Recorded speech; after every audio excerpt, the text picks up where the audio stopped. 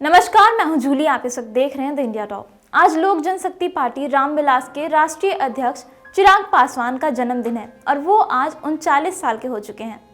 चिराग पासवान बिहार की राजनीति का वो युवा चेहरा है जिसने राजनीति में कदम रखते ही अच्छी खासी पहचान बना ली है और लगातार चर्चा का विषय बने रहते हैं।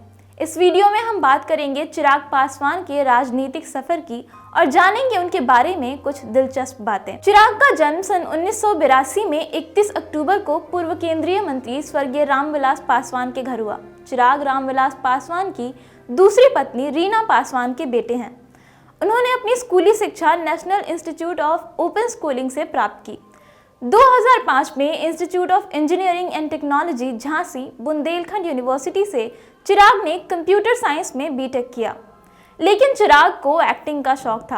अपने इसी पैशन को फॉलो करते हुए चिराग ने साल 2011 में कंगना रनौत के साथ अपनी पहली फिल्म मिले ना मिले हमसे बॉलीवुड में एंट्री मारी। हालांकि ये फिल्म बहुत बड़ी फ्लॉप रही। कुछ लोगों ने तो इसे बॉक्स ऑफिस डिजास्टर करार दे दिया।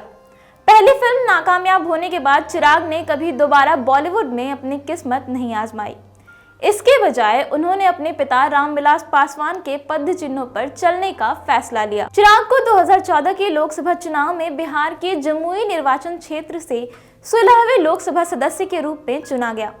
इन्होंने अपने प्रतिद्वंदी आरजेडी के सुधांशु शेखर भास्कर को कड़ी टक्कर देते हुए जमुई लोकसभा सीट से जीत हासिल की, जबकि उनके पिता लोक जनशक्ति पार्टी के माध्यम से हाजीपुर कॉन्स्टिट्यूएंसी से जीते थे।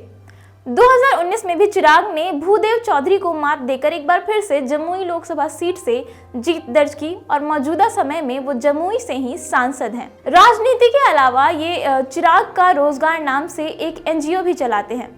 इसके तहत बिहार के बेरोजगार युवाओं को नौकरी दी जाती है। 2020 के बिहार विधानसभा चुनाव से पहले चिराग पासवान ने बिहार के युवाओं का ध्यान आकर्षित करने के लिए बिहारी फर्स्ट अभियान की शुरुआत की थी। बिहार फर्स्ट बिहारी फर्स्ट अभियान का उद्देश्य बिहार राज्य का संपूर्ण विकास करना है। पासवान ने यह भी कहा कि बिहार को नंबर 1 राज्य बनाने की बेहद जरूरत है। हालांकि चुनाव में उनकी पार्टी ने केवल एक ही सीट पर जीत हासिल की थी, लेकिन चिराग की राजनीति का असर ये हुआ कि एनडीए को इसका भारी नुकसान चुकाना पड़ा। पासवान ने खुले तौर पर घोषणा की थी कि लोजपा खासकर जनता दल यूनाइटेड यानी कि जेडीयू के मुख्यमंत्री नीतीश कुमार को हराना चाहती है। चुनाव के नतीजों में ये पता चला कि कम से कम 38 सीटों पर लोजपा को एनडीए के उम्मीदवारों से ज्यादा वोट मिले हैं। इसका मतलब ये है कि अगर लोजपा चुनाव में एनडीए का हिस्सा होती और अपने वोटों को प्रभावी ढंग से ट्रांसफर करती तो एनडीए 38 सीटों से ज्यादा जीत सकती थी। इसे जोड़ दें तो लोजपा की जीती सीट 39 तक हो जाती।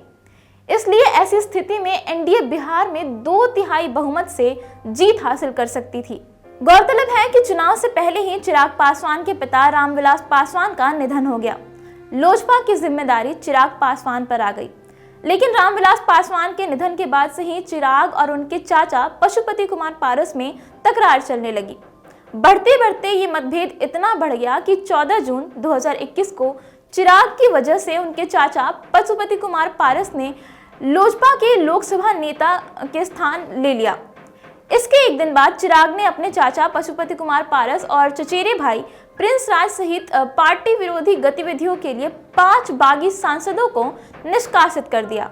लोजपा टूटकर 2 गुटों में बंट गई। दोनों ही गुट रामविलास पासवान की पार्टी लोजपा पर अपना दावा ठोकते रहे। परिवार से अलग होने के बावजूद चिराग अपनी राजनीतिक सफर को जारी रखे, लेकिन इनकी मुसीबतें कम होने के बजाय लगातार बढ़ती ही गई। 2 अक्टूबर को इलेक्शन कमीशन ने लोजपा के चुनाव चिन्ह बंगला छाप पर रोक लगा दी। साथ ही चिराग को अपनी पार्टी का नाम भी बदलना पड़ा। 5 अक्टूबर को चिराग पासवान की पार्टी का नाम बदलकर लोक जनशक्ति पार्टी रामविलास कर दिया गया। साथ ही इनके चुनाव चिन्ह को भी बंगला छाप से बदल करके हेलीकॉप्टर छाप कर दिया गया। 30 अक्टूबर को यानी कि कल जो उपचुनाव हुए उसमें भी चिराग पासवान ने हेलीकॉप्टर छाप पर ही चुनाव लड़ा। अब इस उपचुनाव के नतीजों पर सबकी नजरें टिकी हुई हैं और देखना ये होगा कि आखिर इस उपचुनाव में कौन बाजी मारता है। इस उपचुनाव के नतीजे चिराग पासवान के लिए काफी महत्वपूर्ण होने वाले हैं, क्योंकि इसके नतीजों से ये पता चलेगा कि अब तक अपने प्रयासों से चिराग पासवान आखिर जनता के बीच में कितनी पकड़ बना सके हैं। बहरहाल आज उनका जन्मदिन है और इसे लेकर के उन्होंने रात में ही एक ट्वीट किया था जिसमें उन्होंने अपने स्वर्गीय पिता रामविलास पासवान को याद किया था और उनके प्रति अपना स्नेह जताया था।